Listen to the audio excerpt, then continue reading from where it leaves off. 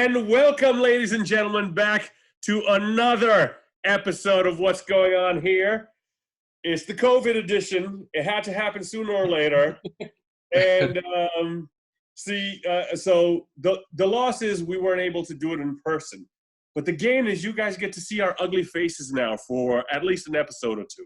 At least, I'm figuring. And my name is Tomo Lobrick. Welcome to our show, also known as T-Love in aluminum can manufacturing circles. And with me, as always, you will see the young, aerodynamic man himself, the Lord Marshal, but he's kind of a homeless Lord Marshal right now because that's been shuttered. He's a chancellor without a country, if you will. But he is also sexy, sleek, aerodynamic, and you can tell he's very aerodynamic because he got a bunch of birds right behind him above his head. Mm-hmm. And that is the young man known as Sean Quigley, a.k.a. the Quig, or as he's better known in fillet cutting circles. Sean, how are you, sir? Good, pretty good. This is new for all of us. One of the most exciting developments of this new version of presenting is I'm not wearing any pants. Ah! Well, that was well to be expected. I figured as much. I was wondering what all those noises were. I guess you weren't eating at all. Yeah. It was more like, okay, very good. Now that I gave everybody that disgusting visual. And with us, as always, in this new year, we have our lovely young addition. He's got the looks of a supermodel. He's got the booty of a swimmer. He's got... a smile that will charm the pants off of 1,000 nuns. Mr. Andrew Albagees, as he's known, or AA as he's known in garden gnome circles. Andrew, how are you, sir? That's right. I'm good. Unlike Sean, I am wearing pants, but that's only because we're doing this today. So it gave me an excuse to wear pants for the first time in probably the last 2 weeks. That's fantastic. Yeah. Absolutely fantastic. Excellent. Well, not that anyone can see waist down or anything, but you know, I had purpose because I knew this was coming up today, as opposed to binging movies on the couch or in bed all day. Yeah, that's true. I'm interested to see, with you being the only one of the three of us who's actually in the city right now. Yeah. I'm halfway expecting somewhere in this podcast, preferably when we start talking about ET, for a bunch of dudes in hazmat suits to just turn up and take you away. Yeah. I got a box of gloves over here, so nice. Bust those out. I've been wearing a scarf sometimes when I go out. Maybe we'll bust that out. Who knows? Yeah. That's a very good point. So, all right. So today's episode is an episode we've been promoting a lot, and we've had some votes from people, and it is our yearly countdown, the 2020 Best Tournament. And as if you follow us on our various social media, you would probably know that we are counting down Spielberg movies. Woo! And our show, for those of you that don't know, we go into the popular zeitgeist and find a topic and break it down. Our last episode was Paris Hilton's cooking show. That's not a joke. Paris Hilton had a cooking show, and we talked about it. So... But once a year, we do a countdown. Our first year, we did superhero movies. Last year, we did James Bond movies. And this year, we're doing Spielberg movies. And we are doing the top 16 movies because he has altogether, I believe, 32 movies. And that includes, like, movies he made as a kid. So, yeah, and we're talking just directing, not the movies that he's produced and stuff like that, just movies he's directed. So we found the top 16 movies, money-wise, that made the most money, and we compiled the list, and we did the seeding, much like the NCAA brackets do, and we put together a list, and now we're going to go through our list and talk about what movies made it through. But before we go to that, the main part of this show, as some of you know or some of you might not know, is that we review drinks. And today's drink, because this is something we all had separately nearby in our nearby liquor stores, is Brooklyn Bel Air Sour by the Brooklyn Brewery. There we are.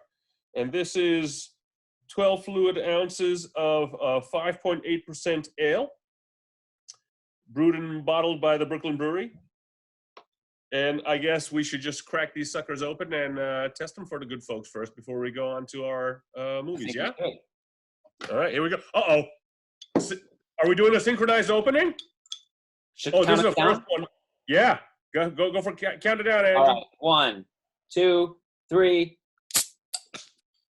Oh, look at that. Ooh, and I will do, let's see. Get some color in here. Ooh. Oh, that's a nice pour. Look at that.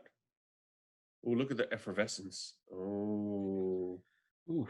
All right, well, lads, cheers. Cheers, guys. Cheers. Clink. All right, clinky clink.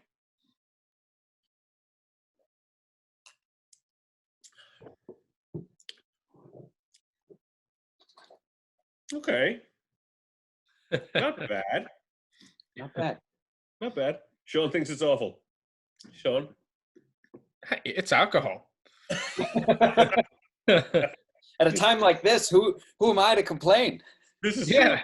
actually this is. I'll tell you why I was a little skeptical of the sour.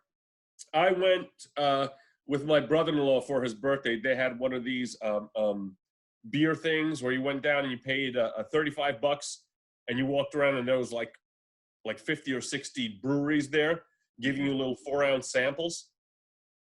And so it was $35. We went there, and even if there were 4-ounce samples, like we walked around for 2 hours, like we drank way more than $35 worth of beer. And one of the guys in the group, he was big into sours. And he was like, "Oh, try this one." And this thing was like pickle juice. And I was just like, "This is all." And it was a Hefeweizen sour, which was odd in of itself.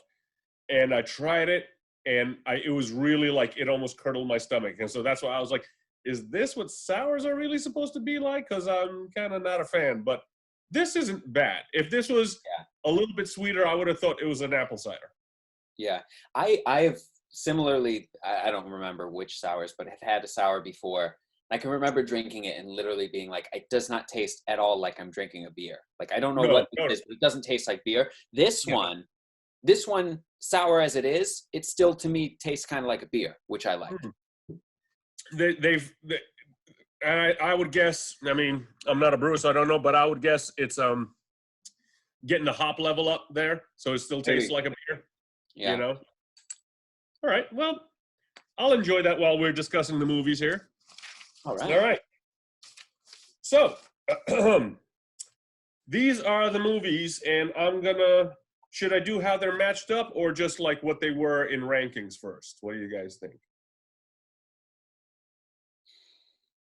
I'll do how they're matched up. So we split up our into regions. This is the West region.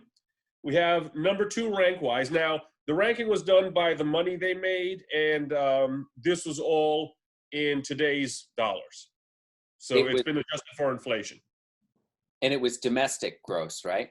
Domestic. I couldn't find world numbers for some bizarre reason. Cool. Just so somebody on the internet's going to be like, actually. Yeah. Well, clarify. This is just U.S. He's an American director, we think, unless he came from Canada. I don't know. So many people in Hollywood are. But anyway. All right. So we have the number 2 seed, E.T. the Extra-Terrestrial, versus the 15 seed, Lincoln. And we have the number 11 seed, War of the Worlds, versus the number 6 seed, Indiana Jones and the Temple of Doom. That's our West region. Our South region is the number 7 seed, Indiana Jones and the Last Crusade, versus number 10, Saving Private Ryan. Number 14, Hook, versus number 3, Jurassic Park. That's the South region. Then we have the East region, Indiana Jones and the Kingdom of the Crystal Skull. That's number 8.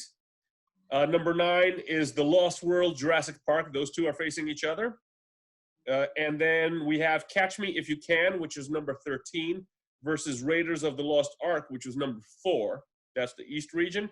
And finally, in the North region, we have the number 1 seed, Jaws, versus the last seed, 16, Minority Report, and the 12 seed, The Color Purple, versus the 5 seed Close Encounters of the Third Kind. So, what region do we want to start with first, boys? I don't know. Should we start with West? Because that was kind of the way it was placed on our brackets. On the chart? Yeah, sure. All right, let's start with West then. Let's do E.T. versus Lincoln. What do we say? Right. Who wants to start? It's E.T. E.T. wins.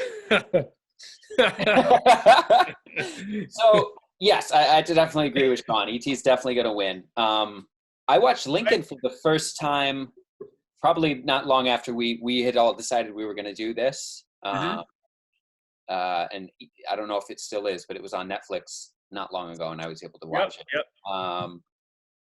Definitely had some mixed feelings about it. Like, there were parts of it that are just very slow, and I was like, wow, this is really, not that I expected it not to be a little bit slow.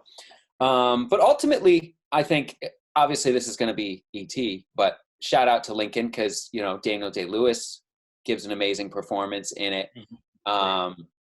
Shout out to Spielberg just for tackling something like that and making it kind of a digestible movie and being kind of authentic to everything that it should be, or at least it seemed like that to me. You know, and shout out to Abe Lincoln himself, because where would we be without him? Yeah. So it was just, I really do, as much as at times while watching it, I was like, this is a little boring. By the end of the movie, I found myself really moved, not thinking back on like in my lifetime, but just knowing everything that Abraham Lincoln did and what he went through to obviously, free the slaves and all that he did. I love doing this movie countdown stuff because I sit down and try to watch everything as objectively as I can. And a lot of these movies I've never seen before. I didn't see Lincoln before, and believe it or not, it was the first time I saw E.T. Yeah, I can't believe that.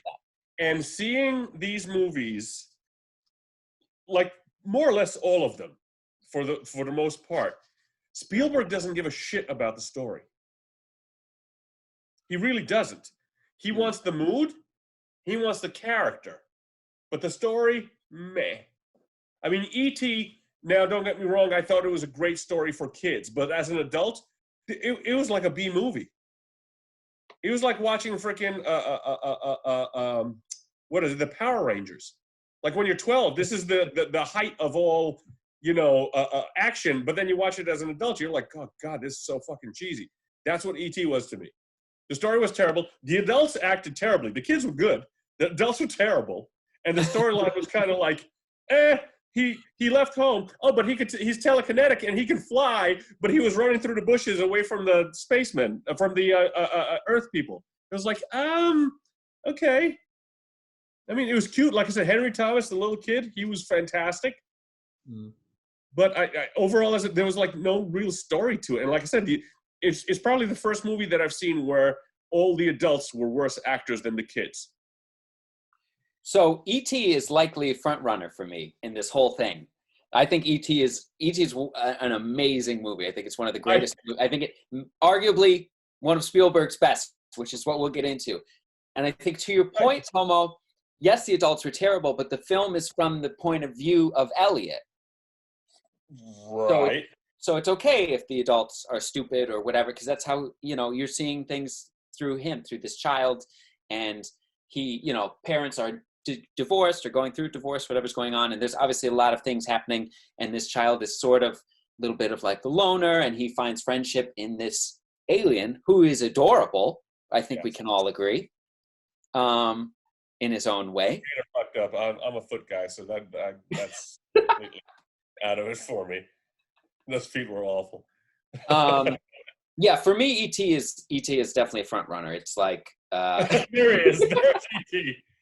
He can telekinetically fly like Superman, but he's running through the bushes. So I mean, well, he only flew when he had a bike attached to him, and he didn't have a bike. He didn't have a bike when he was running through the bushes. So maybe it's a technicality. I don't know. I love this idea that the aliens get superpowers if they ride very mechanical human conveyances. That is just a great story in of itself. But I mean, to your point, and I agree with both of you, E.T. goes on in this bracket. E.T. goes on. Lincoln, to me, the acting there wasn't a single actor that I thought did a bad job. Like every actor was fantastic in it.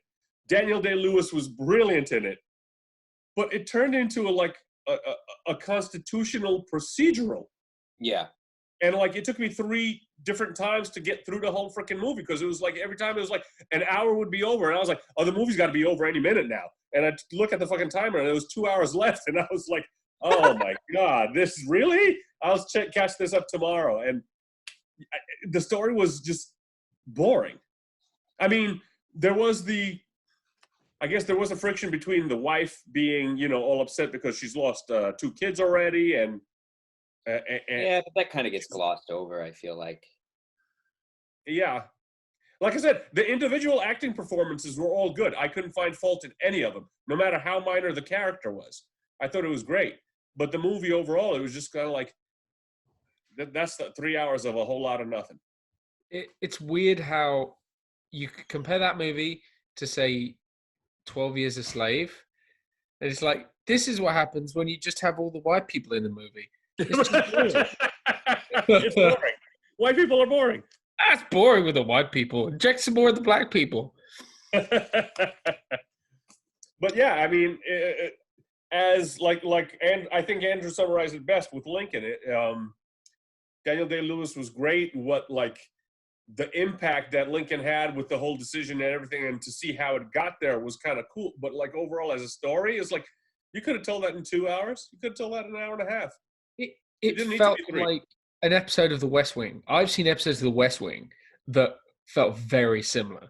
Mine, she sitting there being like, I don't know how we're going to get this passed. Like, well, we're going to have to do something. And just everyone else just around doing everything for him. It's very similar. Yeah. All right, so E.T. goes on there. All right. Now, War of the Worlds versus Indiana Jones and the Temple of Doom. I'll start because I watched a little bit of the Temple of Doom this morning, and I actually caught something interesting that I never paid attention to before. They basically portrayed Indiana Jones as just a fortune hunter, as kind of a scallywag, as like not a very morally kosher guy. And I never caught on to that before because, it's like, oh, it's Indy. The opening is great. It was like, it harkens back to the old musicals with the whole like intro number that they did with Anything Goes. Really nice, with choreography, all that. And then like I was watching, I said, wait a minute. They're kind of showing him as a bit of a scumbag because he went and found like the ancient emperor so he could get his hands on a fucking priceless diamond. It wasn't about anything in the museum. He just wanted to get rich. And it was interesting because they kind of allude that to the character, and again, it never like connected. When he says like, "What's the Shankara stone?" When Short Round asks him, and he says, "Oh, it's fortune and glory, kid. It's fortune and glory." And he was like, apparently, because I think, and correct me if I'm wrong, chronologically, the Temple of Doom happens first. Yeah. Right. Mm-hmm. Because that was like in 35, and then it's Raiders, and then it's the Last Crusade, and then the Garbage Fire. In case you're wondering which way I'm voting for the Crystal Skull. So like I thought that was really interesting because I was like, okay, yeah, that's, and I mean, Sean and I have talked about this before. I don't understand why everybody shits on the Temple of Doom in terms of the trilogy. I think if you had to pick of those 3, it maybe is not as good as the other 2. It's maybe like the number 3, but that doesn't by any means make it bad. Especially if you love this character. Like, I thought that I rewatched it before we did this, and I hadn't seen it in years. And I kind of had that in my head, like remembering, oh yeah, this is the worst one. I had a blast watching it. Yeah, it's a great fun. I think the thing that everyone gets hung up on is the CGI or the special effects back then, because that first drop with the raft, that impact in the snow, everyone would have been broken. And they went sliding down, and then of course the thing just goes down like a leaf, into the water when they go off the cliff. So I think that just bothered people too much. And then, of course, the whole race through the mines on the carts and all of that, all of the physics-defying stuff. Well, and unlike the other indies, I feel like there's not, I don't know how to say it, not quite as much of a story. Like, it really is just action. Like, pretty much it starts and it goes all the way. It's pretty like, it starts and he gets on this adventure and it just goes through. Whereas the other ones, you know, he's back, they show him teaching and then he goes from there and he's kind of going around different places. This is very linear and just like one sort of long scene. Yeah, I think you're right. I think this was like supposed to be like, this was his life before he settled down. Yeah. Because it seemed like he's been, because like that's the other thing that I missed, that he's been in Shanghai for a long time because he was with Short Round since Short Round was 4. And Short Round there in the movie is like what, 7, 8 years old, 9 years old? So I guess they're trying to point out that he's been there for quite some time hanging out in East Asia. So right. But War of the Worlds is, again, there's no story. I got to get my kids to my ex-wife. Aliens are coming. But I will say this, again, with the building, the suspense, the mood, like that whole scene in the basement was fantastic. Oh, man, yeah. You know, even though it was like stupid and made no sense, like the aliens just made no sense. It's like the minute you start breaking down the aliens, it's like, this is right out the window, this whole fucking movie. It's just garbage. But because it's just like, wait a minute. They can travel from some godforsaken star system to here, and now they're going to have just tanks walk around the country and blow shit up. And like first they indiscriminately blowing people up on the street, but then they're harvesting them for their blood. And it was kind of like, so they're just sadistic motherfuckers because they're just like, look at these, I'm gonna shoot these guys.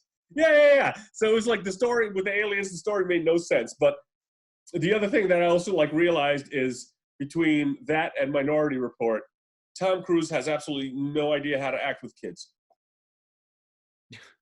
There was no chemistry there. With his, like the kids, first of all, the older son was some guy in his 20s, very obviously so. Mm-hmm. And I mean, Dakota Fanning, she's a great little actress, and there was just like zero chemistry there. And I was just like, wow, this is really bad. Considering what a star he is, it's like you'd think he'd be able to do something better. Yeah, that's interesting you say that because that never really crossed my mind, and I want to argue with you, but now that I think about it, I can't. But we should know how great is Spielberg directing kids. I mean, you never get a bad child performance hardly. No, you're absolutely right. You know, and Dakota Fanning was a more modern version of that from something he's done so many times and kind of made her a star from that movie, which was really cool.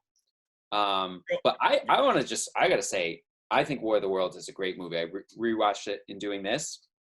And I think the fact that, yes, all the alien stuff, if you try and break that down, you're totally right, Tomo. But what it captures is just this one family, this man trying to survive and protect his kids. And it doesn't, you know, people like to shit on it and say like, oh, the ending is stupid because of this or the ending. Like, it wasn't going to be a movie where they like fight the aliens off and save the day. It was just a movie about survival. And at the time it came out was, you know, not long after 9/11, and the way it captured like just the hysteria and the paranoia. Like, how about that scene when they're in the van and all the people before they're trying to get on the ferry? That was really good. That's man, the anxiety in watching that scene and the way they built that is unbelievable. That's what I'm saying. He's a master at building the mood. Absolutely. Like that was like super anxious. Everyone getting on the boat was super anxious.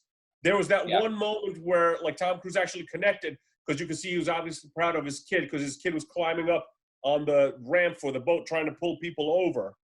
Yeah.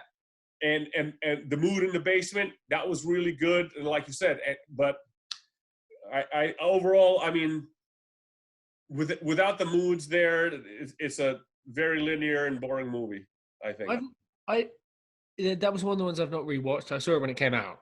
I didn't get a chance to rewatch it, but I'm trying to remember the basement scene. Is that like a very similar thing to like the Jurassic Park thing in like the kitchen?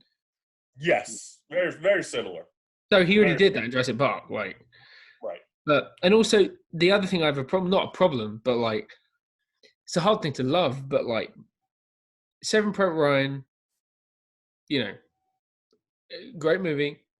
I think a better movie if you're American, or if you're very like patriotically American. I think, I don't know, but it for me, Schindler's List is like one of the best depictions of war, as far as the people and things that go on in war, and did such a good job at that. And it's not in our brackets, really, unfortunately, but I feel like you compare that to War of the Worlds, and you say about a lot of the tension and all this and having to do this, I'm like, I don't know, I just feel like it's a weird kind of, some of those elements, it's like, yeah, you did Schindler's List already. Like, I don't know if War of the World, maybe it's just a more like, Nazis are scarier than unbelievable. Then Like, aliens that harvest us for our blood, but shoot us beforehand first. yeah, I don't know, but it pains me slightly that War of the Worlds is in this list, because it felt so kind of like meh to me at the time. I should go back and watch it now when I have the fucking time. But when I watched it when I was like a teenager, I remember thinking, yeah, it's all right. And I was quite a big Tom Cruise fan. I was like, yeah. I probably didn't like the kid. I probably didn't like the fact that he was, going around with a little girl the whole time. Ugh. Yeah. But it's I think also one of the reasons he wanted to do the War of the Worlds is because of Orson Welles and the whole original War of the Worlds, and that's why the story actually is set in New Jersey. Because when Orson Welles did the radio show back in the day, he said the aliens had landed in New Jersey. Ah. And then, of course, all I could think about is with the tripods walking and shooting all the people, just Luke and his friends blowing all the Womprants on Tatooine. It was just that. Yeah. Yeah. So I mean, I vote for Temple of Doom on this one. I think it was just a better movie. I know I'm completely alone here. I got to go with War of the Worlds. I really like that movie, and I love Temple of Doom. I love Indiana Jones. I know I'm going to lose this one, but I'm throwing it out there. War of the Worlds is my vote. Sean, you're the tiebreaker, Sean. Yeah, I'd go with Temple of Doom. I'm biased. Indiana Jones is my hero. That was my favorite thing growing up as a kid. I love Indiana Jones more than anything. Everything you said makes so much sense about this movie, and Temple of Doom doesn't get as just as it deserves, because I think, like you mentioned, the prequel thing. I read a very interesting article recently that someone posted on. It was on like Facebook. It was a fluff piece, but it was like Vice or Rolling Stone or something. But it was really interesting, and right. So I was sitting down watching Temple of Doom. I was in a bar and Temple of Doom was on, and there was a guy who comes and sits next to me, and he's saying about like, I like Indiana Jones, but this movie's crap. I don't understand this movie. It's just weird. It doesn't work. And then in the course of talking about it, the reporter was like, I talked to the guy about how it's a prequel, and he was like, huh? I was like, yeah, it's set before Raiders. And he was like, well, no, it's not. It came out. He was like, yeah, no, but it's set before. And he's like, what? And then the guy who's writing the article never really sat to think about what a big difference that makes in the character, the story, how much it changes things.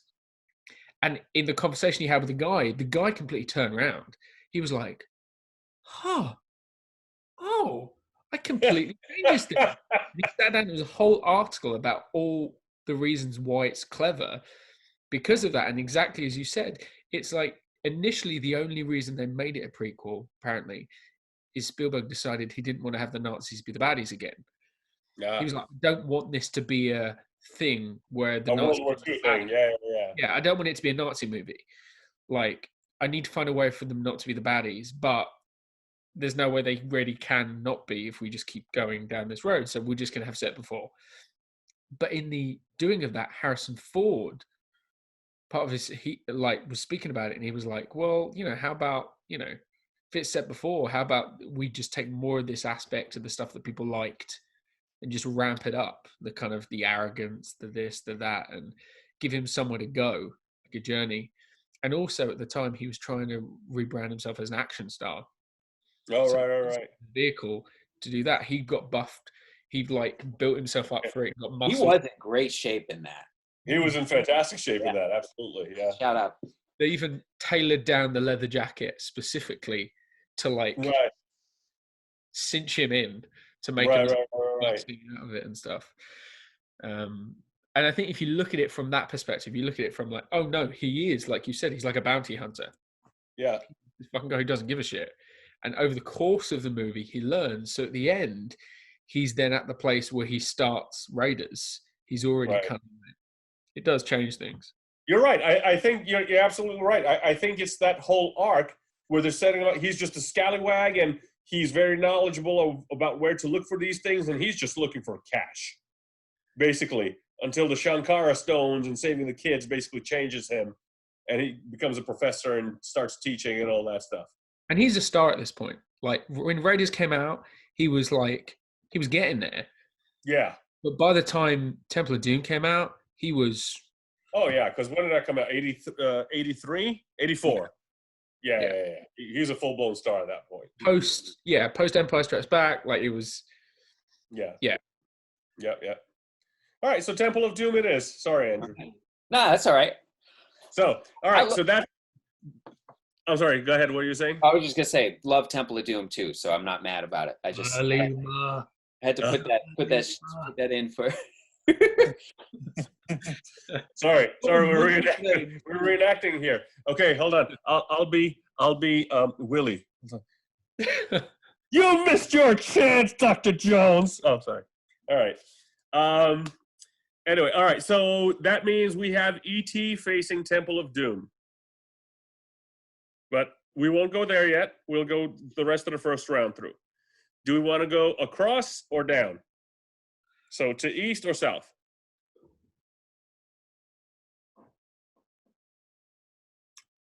Hello. Let's go down. All right, south it is.